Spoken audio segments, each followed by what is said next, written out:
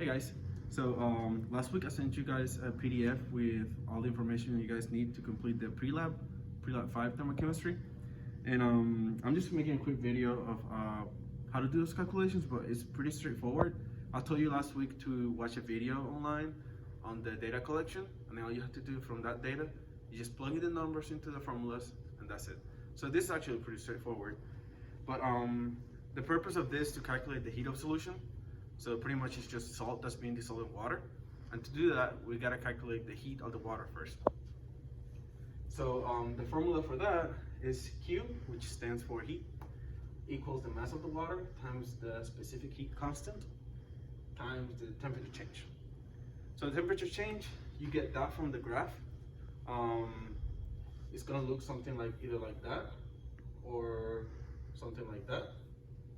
And in that video, it's going to tell you which was the initial temperature and the final temperature. And there's a table right next to these graphs that you can see.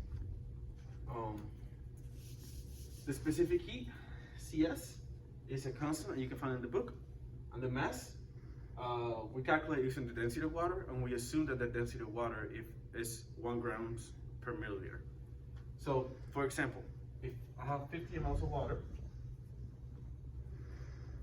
I change that to grams by multiplying by the density of water. We assume it's 1, and we get 50 grams of water. So to calculate the heat of water, we plug that in there, and yeah, we do 50 grams times the specific heat, which is 4.184 joules over grams over Celsius. And the temperature difference. So let's say that your initial temperature was 22.2 degrees Celsius, and your final temperature was 20.2 degrees Celsius. So to get delta T, you do T final minus T initial. In our case, would be 20.2 minus 22.2. So our temperature change is going to be negative 2.0 degrees Celsius. Right? So that's the number that we plug in here.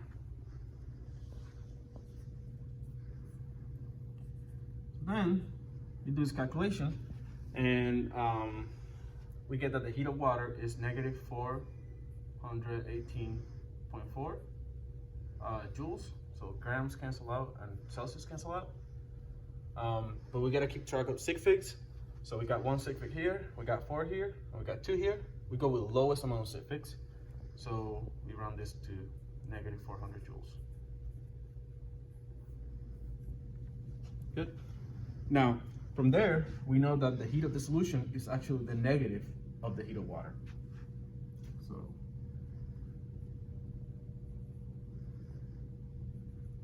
it will be the opposite sign. So it will be 400 joules. Now, I told you guys that we measured the heat of solution using the enthalpy, so that we can have a physical meaning on what is the heat of the solution.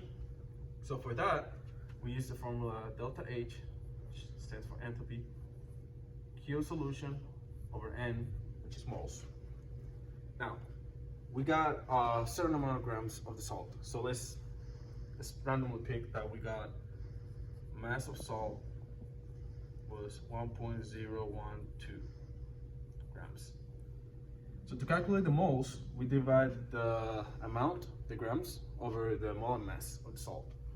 So let's say that this salt had a molar mass of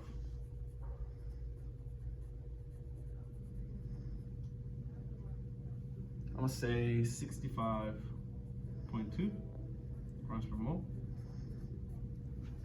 So if you want to find the moles, we divide the mass by the molar mass. So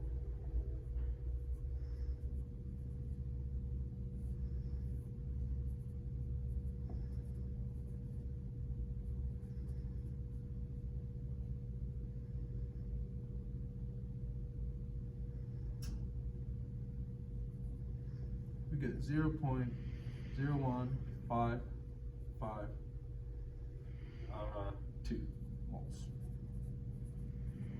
So then this number, plug it in here. And then this one right there